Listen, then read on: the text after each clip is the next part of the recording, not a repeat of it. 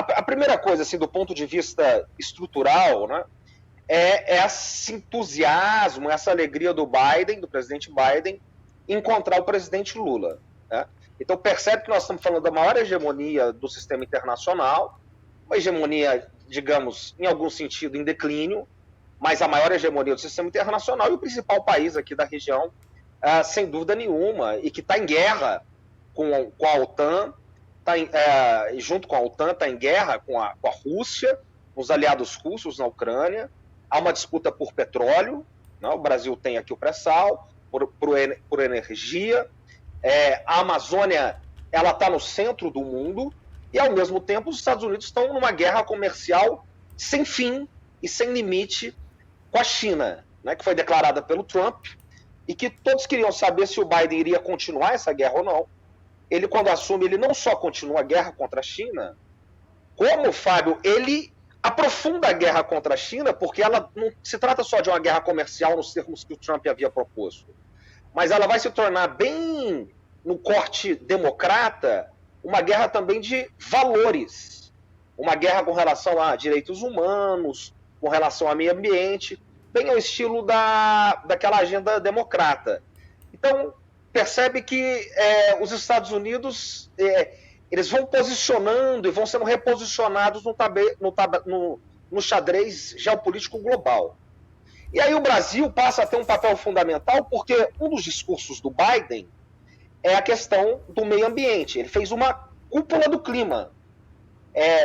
Algo assim que ele organizou, fora da agenda, meio inédito. Ele cria um ministério só para o clima, uma secretaria só para o clima, que não existia em nenhum governo antes. Ele coloca como secretário do clima, como esse ministro do clima, não um jovem democrata, qualquer tipo dessa coisa. Ele coloca lá John Kerry. John Kerry é um experiente homem do governo democrata, que foi secretário de Estado de Obama Biden. Substituiu a Hillary Clinton quando a Hillary sai para disputar a eleição com o Trump, ser derrotada pelo Trump, ele assume. E ele se torna ali, em segundo lugar, no segundo mandato, o secretário de Estado de Obama Biden. Secretário de Estado é o cargo mais importante das relações exteriores dos Estados Unidos. E o próprio John Kerry já foi um candidato democrata derrotado na reeleição do Bush. Quer dizer, então é um homem de vasta experiência diplomática no sistema internacional. Então Biden unge ele, um homem experiente, né, digamos, é um homem que viveu todo o Partido Democrata, as relações exteriores, para ser o responsável pelo clima. E o Lula entende isso. Né? Se a gente vê o discurso do Lula nessa cúpula do clima que teve agora, essas cúpulas que o nosso atual presidente, ele sequer ia, né? E o Lula já foi antes de tomar posse, ele sabe colocar a Amazônia como protagonista para, então, fazer uma política de desenvolvimento dos nossos interesses nacionais. Então, esse é o grande quadro geopolítico. E só para arrematar, Fábio, é importantíssimo dizer que o Trump, né, ele divide os Estados Unidos ao meio, o trumpismo, a polarização. O Trump está vivo, ele perdeu a eleição, mas o Trump está vivo. O trumpismo, sobretudo, esses movimentos da chamada alt-right, da nova direita nos Estados Unidos, eles estão vivos, eles estão pulsantes, eles estão organizados, e depois que o Trump tomou o Congresso, o Partido Republicano tomou o Congresso, que tende a bloquear toda e qualquer iniciativa do governo Biden nos próximos 2 anos, o Trump, na outra semana, anunciou a candidatura dele a presidente. E o que o Biden não suporta, o Biden tem um inimigo interno e um externo. O inimigo externo dele é a China e a Rússia. China primeiro, depois a Rússia. Interno é o trumpismo. E quando o Bolsonaro apostou todos os ovos na mesma cesta e jogou todas as fichas no Trump, ele passou a ser completamente vetado no Departamento de Estado norte-americano do ponto de vista dos democratas. Então, joga o Biden no colo do Lula. E o Lula sabe aproveitar as oportunidades. Então, é isso que está por trás da sua pergunta. Tem que fazer esse quadro de explicação geopolítica e geoeconômica fundamental, Fábio.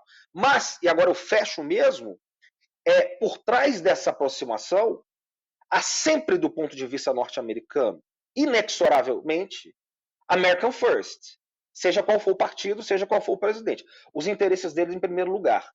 Então nós vemos, por exemplo, só vou dar esse exemplo aqui, que há uma pressão muito forte já de Washington para que, enfim, ministérios chaves, como por exemplo, o ministro que vai cuidar do Exército e do Ministério da Defesa, né? Portanto, do Exército, da Aeronáutica e da Marinha, seja um ministro que seja alinhado a Washington. Essa disputa está acontecendo agora, o Biden está pressionando, e assim com relação a outros ministérios.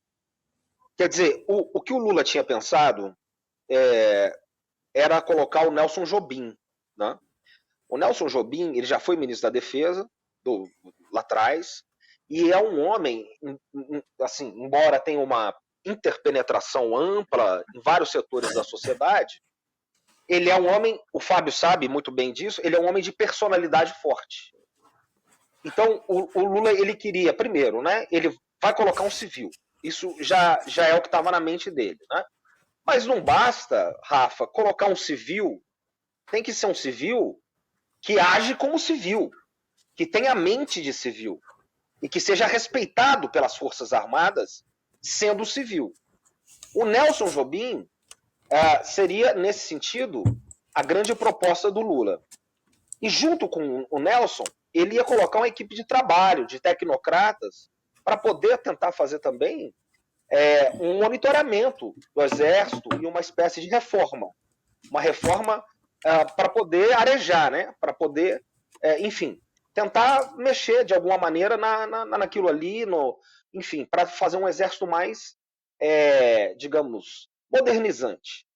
Só que o Múcio ele é um grande negociador, ele fala com todo mundo, ele é um civil, mas ele é um nome indicado pelos próprios militares.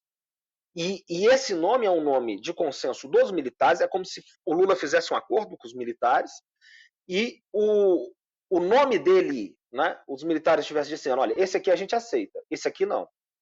Esse aqui não vem com essa. E esse aqui a gente aceita, e ele é um nome que vai de encontro também, digamos, com esses interesses mais profundos de Washington. Então, isso é fundamental do ponto de vista deles, que é estar alinhado com as nossas Forças Armadas. Então, eu acho que o jogo, digamos assim, do xadrez aqui interno, passa por isso. Há muitos especialistas aí nessa área de segurança que têm criticado, por isso, a suposta ou possível, digamos assim, nomeação do Múcio, que no médio e no longo prazo, ela vai ser apaziguadora agora, mas ela vai jogar contra esses interesses geopolíticos internacionais e mesmo para o governo brasileiro de longo prazo, né, que precisa de alguma maneira saber o que vai fazer com o Exército depois de todo o protagonismo que o Exército teve nesse governo Bolsonaro, que não foi um governo do Bolsonaro, foi um governo do Bolsonaro junto com o Exército. Né? Então, precisaria fazer alguma coisa com relação a isso.